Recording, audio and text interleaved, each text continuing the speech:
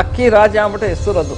ಆನೆ ಹೆಸರೇ ಆನೆ ಹೆಸರು. ಯಾಕಂದ್ರೆ ಅದು ಬರೇ ಅಕ್ಕಿ ಉಡ್ಕೊಂಡು ಹೋಗೋದು, ಭತ್ತ ಮನೆಗಳಿಗೆ ಹೋಗ್ಬಿಟ್ಟು ಭತ್ತ ಉಡ್ಕೊಂಡು ತಿನ್ಕೊಂಡ್ ಬರೋದು. ಇನ್ನೊಂದೇನು ತಪ್ಪು ಮಾಡಿದೆ ಅಂದ್ರೆ ಆ ಆನೆ ಹಿಡಿಯಕ್ ಹೋದ್ರಲ್ಲ, ಅವ್ರು ಯಾವ ಆನೆ ಹಿಡಿಯಕ್ ಹೋದ್ರು ಬೇರೆ ಆನೆನ ಹಿಡಿಯಕ್ಕೆ ಟ್ರೈ ಮಾಡಿದ್ದಾರೆ. ಅವ್ರ ಗುರಿ ಹಿಡ್ದಿದೆ ಬೇರೆ ಹಿಡಿಯಕ್ಕೆ, ಅಲ್ಲಿ ಸಿಕ್ಕಿದೆ ಗಂಡ ಆನೆ, ಅದು ಮಸ್ತೊಳಗಿತ್ತು. ಈ ಥರ ಆಪರೇಷನ್ಸ್ಗೆ, ಕ್ಯಾಪ್ಚರ್ ಆಪರೇಷನ್ಸ್ಗೆ 2 ವೆಟರ್ನರಿ ಇರಲೇಬೇಕು. ಯಾಕಂದ್ರೆ ಒಂದು ಏನಾರು ಆದ್ರೆ ಇನ್ನೊಬ್ಬರು ಇನ್ಚಾರ್ಜ್ ಇರ್ತಾರೆ ಅಂದ್ಬಿಟ್ಟು ಮಾಡ್ತಾರೆ. ಇನ್ನೊಂದು ಆನೆ ಒಂಟಿ ಕೊಂಬ ಆನೆಗೆ ಹಿಡಿಯಕ್ಕೆ ಹೋಗ್ತಾರೆ.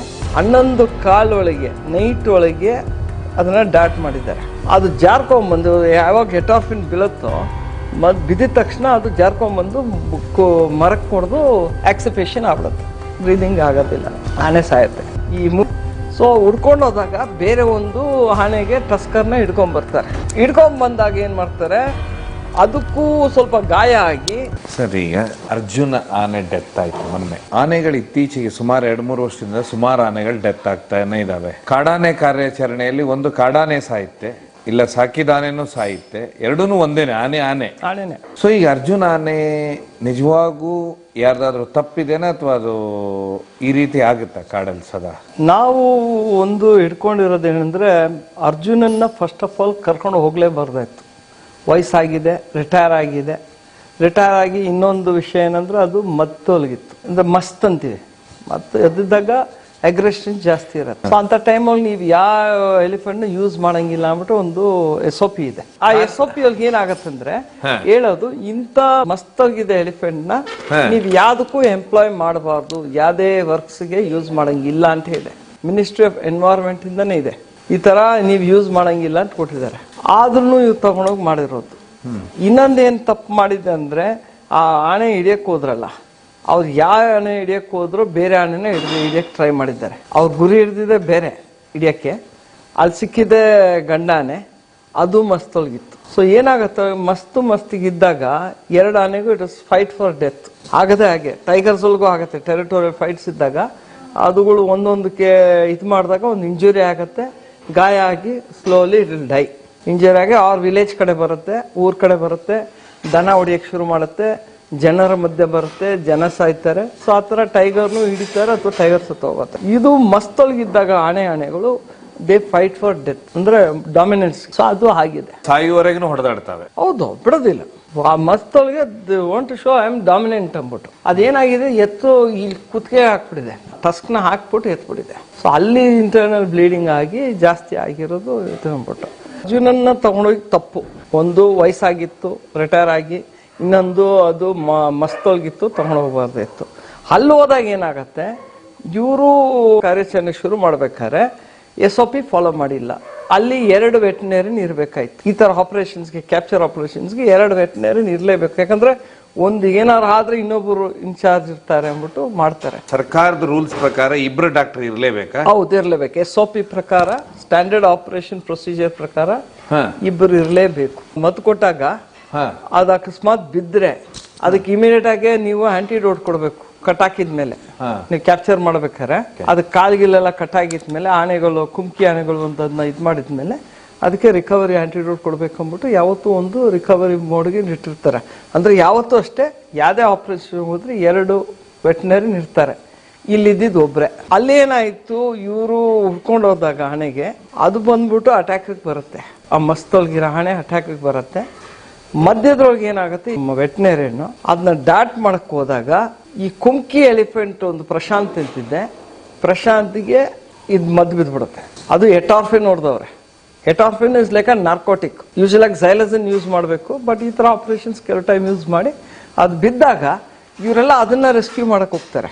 ಅದಕ್ಕೆ ಫಸ್ಟ್ ರಿಕವರಿ ಆಂಟಿಡೋಟ್ ಕೊಡ್ಬೇಕಲ್ಲ.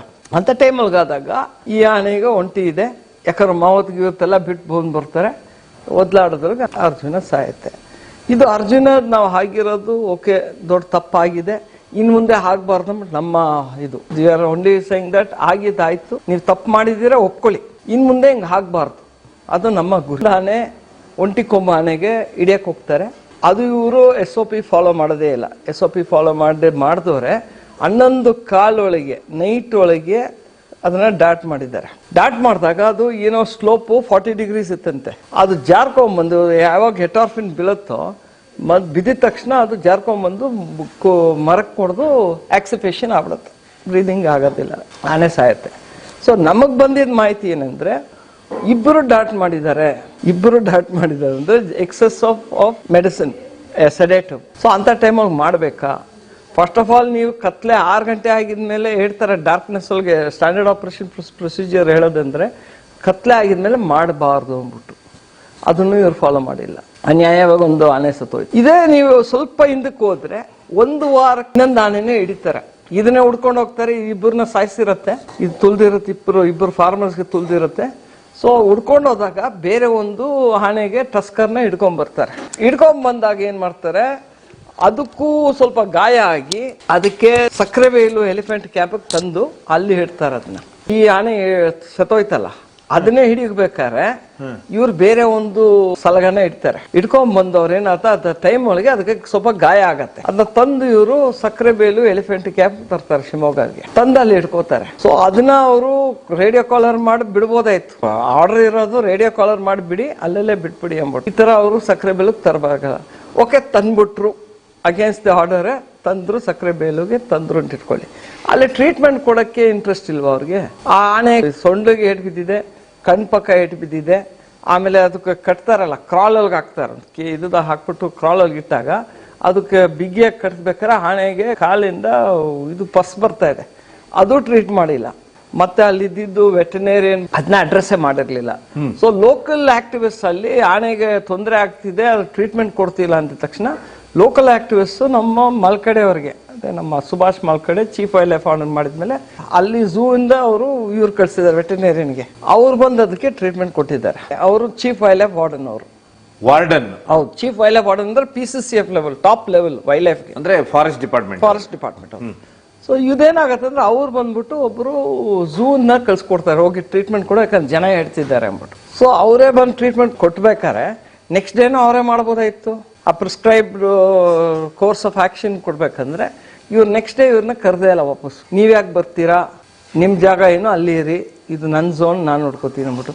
ಸೊ ಇವ್ರಿಗೋ ಪ್ರಾಬ್ಲಮ್ ಒಳಗೆ ಒಂದು ಆನೆ ಸಾಯ್ಬೇಕಾ? ಸೊ ಅದಕ್ಕೆ ಬಹಳ ಕೆಟ್ಟಾಗಿತ್ತು ಪೊಸಿಷನ್ ಆ ಟೈಮ್ ಒಳಗೆ.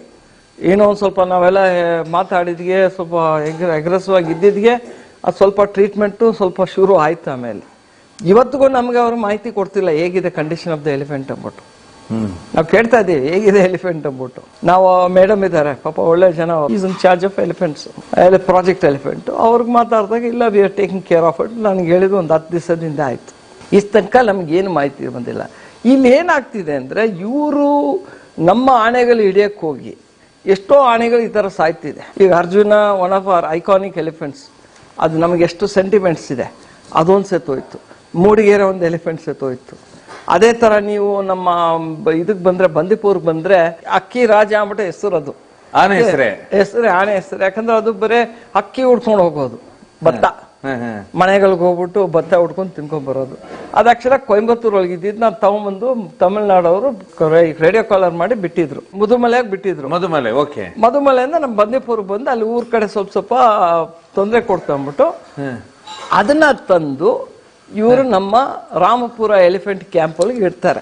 ಇವ್ರಿಗೆ ಏನು ಬಂದಿದ ತಕ್ಷಣ ಇವ್ರಿಗೆ ಇಷ್ಟ ಆಗೋದೇನು, ಇದನ್ನ ನಾವು ಇದು ಮಾಡ್ಬೋದು, ನಮ್ಮ ಚಾಮುಂಡೇಶ್ವರಿ ದಸರಾಗೆ ಬೆಳೆಸ್ಕೋಬಹುದು, ಅಂಬಾರಿಗೆ 3 ವರ್ಷಕ್ಕೆ ನಾವು ರೆಡಿ ಮಾಡ್ಕೋತೀವಿ ಅಂದ್ಬಿಟ್ಟು ಇವರು ಅದನ್ನ ಇಟ್ಕೊಂಡು ಅಲ್ಲಿ ಇಟ್ಕೋತಾರೆ. ಅದು ಆಕ್ಚುಲಾಗಿ ಹೋಗ್ಬೇಕಾಯ್ದಿದ್ದು ಬೇರೆ ಕಡೆಗೆ ಹೋಗ್ಬೇಕಾಯ್ತು, ಆದ್ರೂ ಇಲ್ಲಲ್ಲ ನಾವೇ ಇಟ್ಕೋತೀವಿ ಅಂದ್ಬಿಟ್ಟು ಅವ್ರು ಇಟ್ಕೊಂಡು ಅದನ್ನ ನೋಡ್ಕೊಳಕ್ ಶುರು ಮಾಡ್ತಾರೆ. ಆನೆ ಏನಾಗತ್ತೆ, ಸಾಯತ್ತೆ, ಕ್ರಾಲಿಂದ ಆಚೆ ತರ್ತಾರೆ, ನೆಕ್ಸ್ಟ್ ಡೇನೆ ಔಟು. ಅದಕ್ಕೆ ನಾವೆಲ್ಲ ಏನಾಯ್ತು ಅಂದ್ಬಿಟ್ಟು ಸ್ವಲ್ಪ ನಾನು ಆಮೇಲೆ ಮಾಹಿತಿ ತಗೊಂಡೆ ಎಲ್ಲ ಕಡೆಗೆ. ಅದಕ್ಕೆ ಊಟನೇ ಕೊಟ್ಟಿಲ್ಲ. ಆಮೇಲೆ ಅದು ಕ್ರಾಲ್ ಹೋಗಿದ್ದಾಗ ಅದು ಮಾತು ಕೇಳ್ಬೇಕಲ್ಲ, ಕಮಾಂಡ್ ಮಾವತ್ತದ್ದು ಕಾಬಡಿದ್ ಮಾತು ಕೇಳ್ಬೇಕಂದ್ರೆ ಅದಕ್ಕೆ ಬಡಿತಾರೆ, ಚುಚ್ತಾರೆ, ಎಲ್ಲ ತರ ಚಿತ್ರಹಿಂಸೆ ಕೊಡ್ತಾರೆ. ಅದೆಲ್ಲ ಇಮೋಷನಲ್ ಇದಾಗಿದೆ, ಫಿಸಿಕಲ್ ಟಾರ್ಚರ್ ಆಗಿದೆ. ಅದು ಪಾಪ ಇದಾದಾಗ ಇವರು ಅದಕ್ಕೆ ಊಟನೇ ಸರಿಯಾಗಿ ಕೊಟ್ಟಿಲ್ಲ. ಅಲ್ಲಿರೋ ಜೀಪು ಕಂಡೀಷನ್ ಇಲ್ಲ. ಆಮೇಲೆ ಯಾರು ಅವ್ರಿಗೆ ಟೆಂಡರ್ ಹಾಕಿದ್ರು ಸಪ್ಲೈಯರ್ ಕಾಂಟ್ರಾಕ್ಟ್ರು, ಅವರು ತಂದು ಕೊಡ್ತಿರ್ಲಿಲ್ಲ, ಯಾಕಂದ್ರೆ ಪೇಮೆಂಟ್ ಆಗಿರ್ಲಿಲ್ಲ. ಸೊ ಈ ತರ ವ್ಯವಸ್ಥೆ ಒಳಗೆ ಈ ಆನೆಗೆ ಊಟ ಕೊಟ್ಟಿಲ್ಲ ಅಂದ್ಬಿಟ್ಟು ನಮಗೆಲ್ಲ ಬಂತು. ನಾನೇನ್ ಮಾಡಿದೆ, ಸರ್ಕಾರಕ್ಕೆ ಇಮಿಡಿಯೇಟ್ ಆಗಿ ಬರೆದು ಮಿನಿಸ್ಟರ್ ಅವ್ರಿಗೆ ಕೇಳ್ಕೊಂಡೆ, ಸರ್ ದಯವಿಟ್ಟು ಇದೊಂದು ತನಿಖೆ ಮಾಡಿ, ಒಳ್ಳೆ ಆನೆನ ತಂದು, ಸಖತ್ ಆನೆ ಅದು, ಬಹಳ ದೊಡ್ಡ ಆನೆ, ಬರ್ತಿದ್ದೀನಿ ಮಿನಿಸ್ಟ್ರು ತನಿಖೆಗೂ ಇವ್ರನ್ನ ಕಳ್ಸ್ಕೋದ್ರು, PCCF head of the forest force ಬಂದಿಪುರ್ಗೆ ಹೋಗಿ ತನಿಖೆ ಮಾಡ್ಕೊಂಬದಿ ಅಂದ್ಬಿಟ್ಟು. ಇವ್ರು ಪೋಸ್ಟ್ ಮಾರ್ಟಮ್ ಅನ್ಗೆ ಹೇಳ್ತಾರೆ, ಈ ಆನೆಗೆ 10 kg ಇದ್ದಿದ್ದ ಹಾರ್ಟ್ 30 kg ಆಗಿತ್ತು, ಲಿವರ್ ಎಲ್ಲ ಇದಾಗ್ಬಿಟ್ಟು ಸೈಜ್ ಜಾಸ್ತಿ ಆಗ್ಬಿಟ್ಟಿತ್ತು, ಸೆಪ್ಟಿಸೀಮಿಯಾ ಇತ್ತು. ಸೆಪ್ಟಿಸೀಮಿಯಾ ಅಂದ್ರೆ ಬೇರೆ ತರ ಇದುಗಳು ಇತ್ತು ಅಂದ್ಬಿಟ್ಟು ಇವ್ರು ಹೇಳ್ತಾರೆ ಪೋಸ್ಟ್ ಮಾರ್ಟಮ್ ಒಳಗೆ. ಸೊ ಇವರು ಈಗ ನಮ್ಮ ಯಾವ್ದೋ ಒಂದು ಆನೆ ಹಿಡ್ಕೊಂಡು ಹೋದ್ರು ಅಂತ ತಿಳ್ಕೊಳ್ಳಿ, ಕ್ರಾಲ್ ಆಗಿ ಇಟ್ಬಿಟ್ಟು ಇವ್ರಿಗೆ ಟ್ರೀಟ್ಮೆಂಟ್ ಕೊಡಕ್ಕೆ ಗೊತ್ತಿರ್ಲಿಲ್ವಾ, ಟ್ರೀಟ್ಮೆಂಟ್ ಕೊಡಕ್ಕೆ ಇವ್ರಿಗೆ ವ್ಯವಸ್ಥೆ ಇಲ್ವಾ? ತಗೊಂಬಂದು ಪ್ರಾಣಿ ಚೆನ್ನಾಗಿ ಇದ್ದಿದ್ದು ನೀವು ತಂದು ಹಿಂಸೆ ಕೊಟ್ಟು, ಚಿತ್ರಹಿಂಸೆ ಕೊಟ್ಟು, ಫಿಸಿಕಲ್ ಟಾರ್ಚರ್ ಕೊಟ್ಟು ಎಲ್ಲ ತರ ಮಾಡಿ ಮೆಂಟಲಿ ಡಿಸ್ಟರ್ಬ್ ಮಾಡಿಬಿಟ್ಟು ಸಾಯಿಸ್ತೀರಿ. ಸೊ ನಿಮಗೆ ಗೊತ್ತಿರ್ಲಿಲ್ವಾ ಅದಕ್ಕೆ ಎನ್ಲಾರ್ಜ್ಮೆಂಟ್, ಹಾರ್ಟ್ ಎನ್ಲಾರ್ಜ್ಮೆಂಟ್ ಆಗಿದೆ, ಲಿವರ್ ಎನ್ಲಾರ್ಜ್ಮೆಂಟ್ ಆಗಿದೆ, ಸೆಪ್ಟಿಸೀಮಿಯಾ ಆಗಿದೆ, ನಿಮ್ಗೆ ಗೊತ್ತಾಗ್ಲಿಲ್ವಾ ಇಟ್ಕೋಬೇಕಾರೆ? ಸೊ ನಿಮಗೆ ಯಾಕೆ ಈ ತರ ಆನೆಗಳನ್ನ ಹಿಂಸೆ ಕೊಡ್ತೀರಾ? ನೀವು ಫಸ್ಟ್ ಇಟ್ಕೊಳ್ಳಿ, ನಿಮ್ಮ ಹತ್ರ ಫೆಸಿಲಿಟೀಸ್ ಇದೆಯಾ, ಮೆಡಿಕಲ್ ಫೆಸಿಲಿಟೀಸ್ ಇದೆಯಾ, ನಿಮ್ಗೆ ಎಕ್ಸ್ರೇ ಮಾಡೋ ಫೆಸಿಲಿಟಿ ಇದೆಯಾ? ಬೇರೆ ಕಡೆ SOS ವಿಲೇಜ್ ಇದೆ ನಮ್ಮ ಹೊಸಕೋಟೆ ಹತ್ರ, ಕೋಲಾರ ಹತ್ರ, ಅವರು ಎಷ್ಟು ಚೆನ್ನಾಗಿ ಮಾಡಿದ್ದಾರೆ, ಅವ್ರ ಹತ್ರ ಎಲ್ಲ ಇದೆ ಮೆಡಿಕಲ್ ಎಕ್ವಿಪ್ಮೆಂಟು. ನಮ್ಮ ಫಾರೆಸ್ಟ್ ಡಿಪಾರ್ಟ್ಮೆಂಟ್ ಹತ್ರ ಇಲ್ಲ. ಸೊ ನೀವು ಕ್ಯಾಂಪ್ಗಳು ಮಾಡಿದ್ದೀರಾ, ಸಕ್ಕರೆ ಬೇಲು ಇರಲಿ, ಬಾರೆ ಇರಲಿ, ಗೋಡು ಇರಲಿ, ಆರಂಗಿ ಮಾಡಿದ್ದೀರಾ, ರಾಮಪುರ ಈ ಥರ ಎಲ್ಲ ಮಾಡಿಕೊಂಡು ನಿಮಗೆ ಫೆಸಿಲಿಟಿ ಇಲ್ಲ ಅಂದ್ರೆ ನೀವು ಯಾಕೆ ಆನೆಗಳನ್ನ ಹಿಡಿಬೇಕು? ಈಗ ಆನೆಗಳು ಹಿಡಿಬೇಕಾದ್ರೆ ಸಿಚುವೇಶನ್ ಬಂದ್ಬಿಟ್ಟಿದೆ. ನಾವ್ ಯಾಕಂದ್ರೆ ಆ ಎಲಿಫೆಂಟ್ ಕಾರಿಡಾರ್ನೆಲ್ಲ ಡಿಸ್ಟ್ರಾಯ್ ಮಾಡ್ಬಿಟ್ಟಿದೀವಿ, ಆನೆಗಳು ಊರ್ ಕಡೆ ಬರ್ತಿದೆ. ಸೊ ಈ ತರ ಸಂದರ್ಭದಲ್ಲಿ ಏನಾಗುತ್ತೆ, ಮಾನವ ಮತ್ತೆ ಪ್ರಾಣಿಗಳ ಸಂಘರ್ಷ ಜಾಸ್ತಿ ಆಗ್ತಿದೆ. ಪಾಪ ಈ ವರ್ಷನೇ ನೋಡಿ 34 ಜನ ಸತ್ತಿದ್ದಾರೆ ಆನೆ ತುಳಿದು. ಅದು ಬಹಳ ಜಾಸ್ತಿ ನಂಬರ್ಸ್ ಅದು ಆಕ್ಚುಲಾಗಿ ಹೇಳ್ಬೇಕಂದ್ರೆ. ಸೊ ಆ ಥರ ಇರ್ಬೇಕಾದ್ರೆ ಸರ್ಕಾರನೂ ಪ್ರಯತ್ನ ಮಾಡಿ ಅದನ್ನ ಹಿಡಿಬೇಕು, ರೇಡಿಯೋ ಕಾಲರ್ ಮಾಡಿ ಬೇರೆ ಕಡೆ ಬಿಡಬೇಕು, ಅದನ್ನ ಬಿಟ್ಟು ಮಾನಿಟರ್ ಮಾಡಬೇಕು ಅಂತ ಅವರು ಒಂದು ಪ್ರಯತ್ನ ಮಾಡ್ತಿದ್ದಾರೆ. ಬಟ್ ನಾವೇ ತಾನೇ ಮಾಡಿರೋದು ಅದನ್ನ. ಇದಿದ್ದು ಕಾರಿಡಾರ್ನ ಹಾಳು ಮಾಡಿದ್ವಿ. ಎಲ್ಲ ಥರನೂ ಇದು ನೋಡಿ, ಈಗ ಬಂದಿರೋ ರಿಸಾರ್ಟ್ಗಳಿರಲಿ, ಹೋಮ್ ಸ್ಟೇಗಳಿರಲಿ, ಡ್ಯಾಮು ಅಂಥದ್ದು, ಪ್ಲಸ್ ಪ್ರೈವೇಟ್ ರಾಂಚಸ್ ಶೋಕಿಗೆ ಇವ್ರು ಮಾಡೋದ್ರಿಂದ ರೈತರಿಗೆ ತೊಂದರೆ ಆಗ್ತಿರೋದು. ರೈತರಿಗೆ ಹಾಕಿರೋ ತೊಂದರೆ ಇವ್ರುಗಳು ಮಾಡೋದ್ರಿಂದ, ಇವ್ರು ಮಜಾ ಮಾಡಕ್ಕೆ ಆನೆಗಳು ಕಾಡೋಗಿ ಹೋಗ್ಬೇಕಾದ್ರೆ ದಾರಿ ಒಳಗೆ ಫೆನ್ಸ್ ಹಾಕಿದ್ರೆ ಊರ್ ಕಡೆಗೆ ಬರಬೇಕು.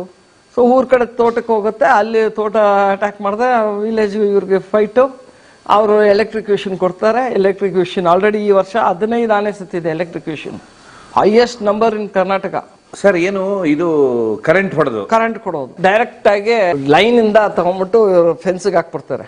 ಅದ್ ಯಾವಾಗ ಮುಟ್ಟತ್ತೋ ವೋಲ್ಟ್ ಇಮಿಡಿಯೇಟ್ ಗೆ ಡೈಸ್. ತರ ನಮ್ಗೆ ಈ ವರ್ಷ 15 ಆನೆ ಸತ್ತಿದೆ. 15 ಆನೆ ಅಂದ್ರೆ it is a record in Karnataka history. Last year 8 ಸತ್ತಿತ್ತು. ಆ ತರ ಪ್ರೀವಿಯಸ್ 11, ಒಂದು ಹೈಯೆಸ್ಟ್ ಅಂದ್ರೆ 11 ಸತ್ತಿತ್ತು ಒಂದು 2008-9 ಒಳಗೆ. ಇದೇ ಹೈಯೆಸ್ಟ್ ನಂಬರ್ ಆಗಿರೋದು. ಸೊ ನಾವು ಅದೊಂದೇ ಆನೆಗಳು, ನಾಟ್ ಓನ್ಲಿ ಬಿಕಾಸ್ ಆಫ್ ಎಲೆಕ್ಟ್ರಿಕ್ಯೂಷನ್, ಬೇರೆ ಪೋಚಿಂಗು ನಡೀತಿದೆ, ಆಮೇಲೆ ಹೆಲ್ತ್ ಇದೊಂದು ಹಾಗೆ ಸಾಯ್ತಿದೆ. ಒಂದು ವೀರಪ್ಪನ್ ಇದ್ದಾಗ ಯಾರು ಹೊರಗಡೆ ಹೋಗ್ತಾ ಇರ್ಲಿಲ್ಲ, ಈಗ ಎಲ್ಲಾ ಕಡೆನೂ ವೀರಪ್ಪನ್ಗಳಿದ್ದಾರೆ, ಅಷ್ಟು ಮಟ್ಟಕ್ಕೆ ವೀರಪ್ಪನ್ಗಳಿದ್ದಾರೆ. ಒಬ್ಬ ಇದ್ದಿದ್ಗೆ ಅವ್ನು ಇದ್ದಿದ್ಗೆ ಯಾರು ಆ ಕಡೆ ಹೋಗ್ತಾ ಇರ್ಲಿಲ್ಲ ಕಾಡಿಗೆ, ಯಾಕಂದ್ರೆ ಅವನಿದ್ದ ಅಂದ್ಬಿಟ್ಟು. ಈಗ ಎಷ್ಟೋ 100-150 ವೀರಪ್ಪನ್ಗಳಿದ್ದಾರೆ ಎಲ್ಲ ಕಡೆನೂ. ಎಲ್ಲ ಅವ್ರಿಗೆ ಧೈರ್ಯ ಇದೆ, ಯಾರು ಏನ್ ಮಾಡಕ್ಕಾಗಲ್ಲ ನಮ್ಗೆ ಅಂದ್ಬಿಟ್ಟು. ಸೊ ಈಗ ಏನಾಗ್ಬಿಟ್ಟಿದೆ, ನಾವು ಅದನ್ನ ಕಾರಿಡಾರ್ನ ಡಿಸ್ಟ್ರಾಯ್ ಮಾಡಿ ಮಾನವ ಆನೆ ಸಂಘರ್ಷ ಇದೆ ಅಂದ್ಬಿಟ್ಟು ಮಾಡ್ತಿದ್ದಾರೆ. ಓಕೆ, ಸರ್ಕಾರ ಒಂದ್ ಕಡೆ ಇದು ಮಾಡ್ತಾರೆ, ರೈಲ್ವೆ ಬ್ಯಾರಿಕೇಡ್ ಮಾಡ್ತಿದ್ದಾರೆ. ಆಲ್ರೆಡಿ 330 ಕಿಲೋಮೀಟರ್ ಮಾಡಿದ್ದಾರೆ, ಇನ್ನೂ 310 ಕಿಲೋಮೀಟರ್ ಮಾಡಬೇಕು, ಪ್ರಯತ್ನ ಮಾಡ್ತಿದ್ದಾರೆ. ಅದಕ್ಕೆ 1 ಕಿಲೋಮೀಟರ್ಗೆ 1.5 ಕೋಟಿ ರೈಲ್ವೆ ಬ್ಯಾರಿಕೇಡ್ ಮಾಡಕ್ಕೆ. ರೈಲ್ವೆ ಬ್ಯಾರಿಕೇಡ್ ಮಾಡ್ತಾರೆ, ಕಾಂಪೌಂಡ್ ಟೈಪ್. ಅದು ಆದ್ರೂ ಅದನ್ನು ಆನೆಗಳು ಹತ್ತಿದೆ ಈಗ. അതുಗಳು ಬಹಳ ಸ್ಮಾರ್ಟ್ ಆಗ್ಬಿಟ್ಟಿದೆ. ಯಾಕಂದ್ರೆ ಆನೆಗಳು ಬಹಳ ಇಂಟೆಲಿಜೆಂಟ್ ಸ್ಪೀಶೀಸ್, ಬಹಳ ಸೆಂಟಿಮೆಂಟಲ್ಲು, ಇಮೋಷನಲ್ಲು ಮತ್ತೆ ಇಂಟೆಲಿಜೆಂಟ್ ಮೋರ್ ದೆನ್ ಅಸ್ ಅಂದ್ಬಿಟ್ಟು ಈಗ ರೈಲ್ವೆ ಬ್ಯಾರಿಕೇಡ್ಗೆ ಹತ್ಕೊಂಡು ಹೋಗ್ತಿದೆ. ಅದು ಮಾಡ್ಲಿಕ್ಕೆ 1 ಕಿಲೋಮೀಟರ್ಗೆ ಎಷ್ಟು ಸರ್? 1.5 ಕೋಟಿ ಆಗುತ್ತೆ. 640 ಕಿಲೋಮೀಟರ್ ಮಾಡ್ಬೇಕು ಒಟ್ಟಿಗೆ. ಸೊ ಆ ತರ ಲೆಕ್ಕಾಚಾರ ಹಾಕ್ತಾರೆ. ನೀವು ನಮ್ಮ ಕಾರಿಡಾರ್ನ ಕರೆಕ್ಟಾಗಿ ಇಟ್ಕೊಂಡ್ರೆ ಈ ತೊಂದರೆಗಳು ಬರಲ್ಲ. ಸೊ ನಾವು ಕಾರಿಡಾರ್ನ ಡಿಸ್ಟ್ರಾಯ್ ಮಾಡ್ಬಿಟ್ಟು ಈಗ ಅದನ್ನ ಇದು ಮಾಡ್ತೀವಿ. ಈಗ EPT ಅಂತೀವಿ, ಎಲಿಫೆಂಟ್ ಪ್ರೂಫ್ ಟ್ರಂಚಸ್ ಅಂದ್ಬಿಟ್ಟು. ಅದೊಂದು ಇದು ತರ ಹಳ್ಳ ಹೊಡೆದಿರ್ತಾರೆ, ಟ್ರಂಚ್ ತರ. ಸೊ ಎಲಿಫೆಂಟ್ ದಾಟಬಾರ್ದು ಮಾಡ್ತಾರೆ. ಸೊ ಅದು ಹಾಕ್ಬಿಟ್ಟು ಸೋಲಾರ್ ಫೆನ್ಸ್ ಹಾಕ್ತಾರೆ. ಇದೇನಾಗುತ್ತೆ, ಸೋಲಾರ್ ಫೆನ್ಸ್ ಹಾಕ್ತಾರೆ, ಟೆಂಟೇಕಲ್ ಫೆನ್ಸ್ ಹಾಕ್ತಾರೆ. ಸೋಲಾರ್ ಫೆನ್ಸ್ ತರನೇ ಮೇಗಡೆಯಿಂದ ಟೆಂಟೇಕಲ್ಸ್ ತರ ಬಿಡ್ತಾರೆ ವೈರ್ನ, ಮುಟ್ರೆ ಶಾಕ್ ಹೊಡೆಯುತ್ತೆ, ಹೊಟ್ಟೋಗುತ್ತೆ ಆನೆಗಳು ಅಂದ್ಬಿಟ್ಟು. ಇದನ್ನು ಮೇಂಟೆನೆನ್ಸ್ ಇಲ್ಲ. ಅಲ್ಲಿರೋ ಜವಾಬ್ದಾರಿ ಒಂದು forest officer, senior forest officer ಇದೆಲ್ಲ ನೋಡ್ಕೋಬೇಕು. ಈಗ ತೊಂದರೆ ಆಗ್ತಿದೆ, ರೈತರಿಗೆ ತೊಂದರೆ ಆಗ್ಬೇಕಾದ್ರೆ ಇದನ್ನೆಲ್ಲ ಸ್ವಲ್ಪ ಅವರು ಗಮನಕ್ಕೆ ಇಟ್ಕೊಂಡು ಹೌದು ನಾವು ಇದೆಲ್ಲ ಮೇಂಟೈನ್ ಮಾಡ್ಕೊಂಡ್ ಬರ್ಬೇಕಂತ ನೋಡ್ಬೇಕು. ಅದು ಮಾಡ್ತಿಲ್ಲ ಅವರು. ಸೊ ಯಾರಿಗೆ ತೊಂದರೆ ಆಗ್ತಿರೋದು? ರೈತರಿಗೆ ಮತ್ತೆ ಪ್ರಾಣಿಗಳಿಗೆ ನಮ್ ಕಾಡು ಆಹಾರ ಇಲ್ಲ, ಇದನ್ನ ಹಾಳು ಮಾಡ್ಬಿಟ್ಬಿಟ್ಟಿದೀವಿ. ಈಗ ಲೀನಿಯರ್ ಪ್ರಾಜೆಕ್ಟ್ಸ್ ಇರಲಿ, ಹೈಡ್ರೋ ಎಲೆಕ್ಟ್ರಿಕ್ ಪ್ರಾಜೆಕ್ಟ್ಸ್ ಇರಲಿ, ಎಲ್ಲ ತರ ಮಾಡ್ಬಿಟ್ಟು ನಾವು ಫ್ರಾಗ್ಮೆಂಟ್ ಮಾಡಿ ಬಿಟ್ಬಿಟ್ಟಿದೀವಿ. ಅದಕ್ಕೆ ಊಟ ಮಾಡಕ್ಕೆ ಇಲ್ಲ, ಬ್ಯಾಂಬೂ ಇಲ್ಲ. ಈಗ ಲಂಟಾನ ಫುಲ್ ಇದೆ ನಮ್ಮ ಫಾರೆಸ್ಟ್ ಒಳಗೆ. ಇನ್ನೊಂದು 20 ನಿಂತಿದೆ, ಅದು ತಿನ್ನಲ್ಲ ನಮ್ಮ ಆನೆಗಳು. ಮತ್ತೆ ಇನ್ನೊಂದು ವರ್ಷ ಅಂದ್ರೆ ಸೆನ್ನ ಸ್ಪೆಕ್ಟಾಬ್ಯುಲಸ್ ಅಂದ್ಬಿಟ್ಟು ಇನ್ನೊಂದು ಸ್ಪೀಶೀಸ್ ಬಂದಿದೆ. ಅದು ಬಂದ್ಬಿಟ್ಟು ಸೌತ್ ಅಮೆರಿಕನ್ ಸ್ಪೀಶೀಸ್. ಅದನ್ನ ಏನೋ ಶೋಕಿ ಮಾಡಕ್ ತಂದ್ರು, ಚೆನ್ನಾಗಿ ಹೂವು ಬಿಡುತ್ತೆ, ಎಲ್ಲ ಗೋಲ್ಡನ್ ಫ್ಲವರ್ಸ್ ಅಂದ್ಬಿಟ್ಟು ಅದು ತಂದು ಈಗ ಅದು ನಮ್ಮ ಕಾಡು ಫುಲ್ ಸುತ್ಕೊಂಡ್ಬಿಟ್ಟಿದೆ.